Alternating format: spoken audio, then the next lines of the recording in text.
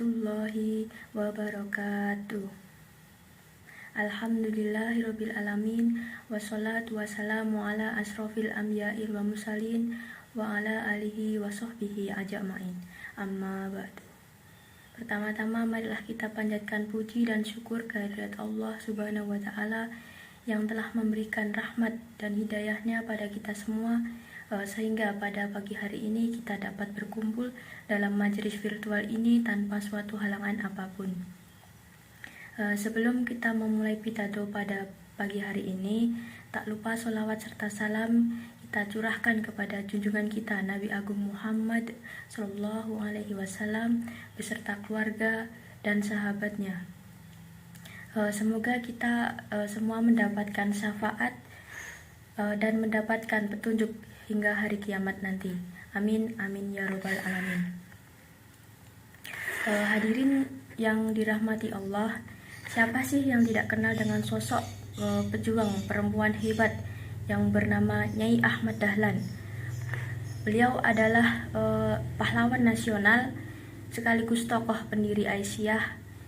Yang Nyai Ahmad Dahlan sendiri lahir pada tahun 1872. Kemudian beliau wafat pada tanggal 31 Mei 1946 tepat pukul 1, dan kemudian beliau itu dimakamkan di belakang Masjid Gede Kauman.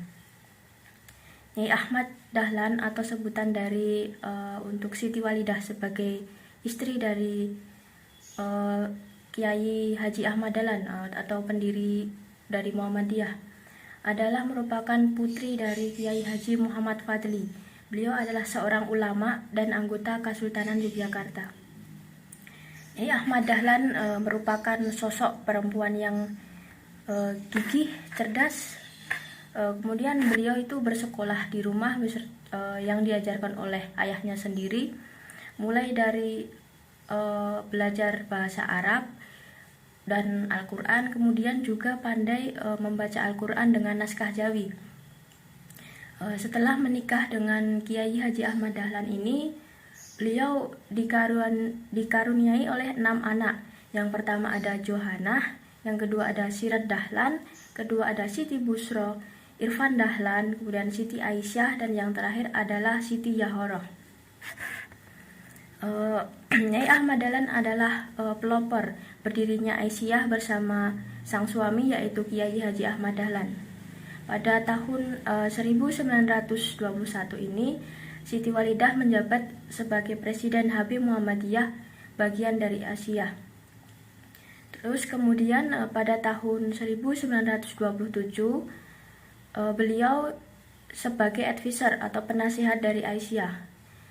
Tak hanya itu, beliau pun pernah diundang dalam sidang ulama Solo yang bertempat di Serambi Masjid Besar Keraton Surakarta, yang notabene itu peserta adalah kaum laki-laki. Kemudian beliau juga pernah berpidato di hadapan Kongres pada Kongres Aisyah yang ke-15 yang berlangsung di Surabaya pada saat itu pada tahun 1926. Kehadiran Aisyah ini mampu menampilkan gerakan baru Islam yang memajukan perempuan. Selain Aisyah, Nyai Ahmad Dahlan juga menggagas suatu perkumpulan pengajian yang kemudian beliau beri nama dengan sebutan Sopo Tresno, atau dalam bahasa Indonesia sendiri itu adalah siapa suka. Hadirin yang dirahmati oleh Allah, Sopo Tresno ini didirikan pada tahun 1914 oleh Nyai Ahmad Dahlan.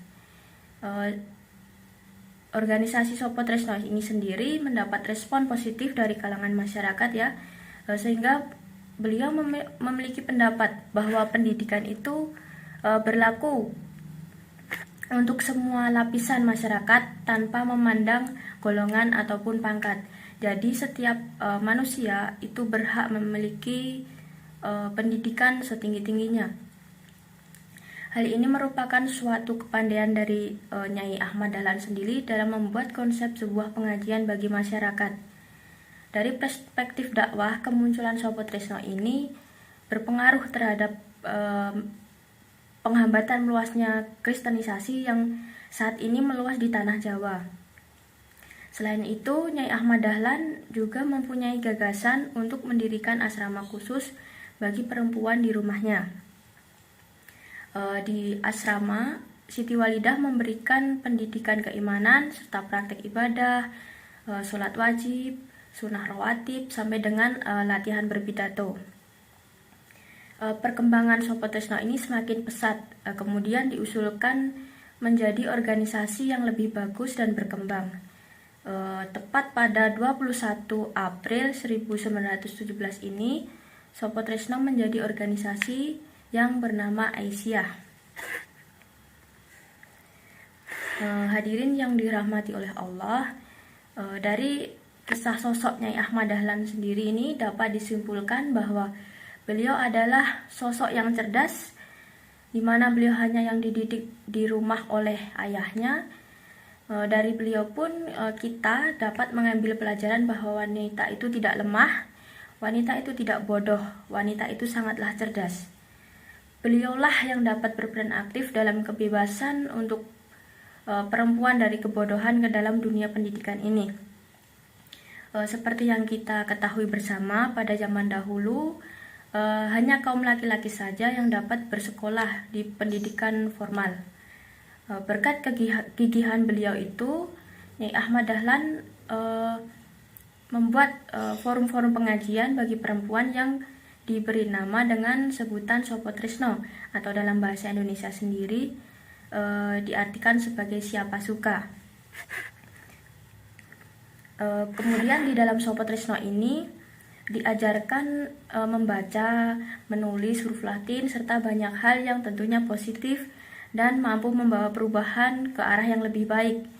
Oleh karena itu, saya ingin mengajak kepada diri saya sendiri dan kepada orang lain untuk meneladani kisah kehidupan dari Nyai Ahmad Dahlan sebagai sang pejuang, sang perempuan cerdas dan gigih ini. Demikian pidato yang dapat saya sampaikan ya.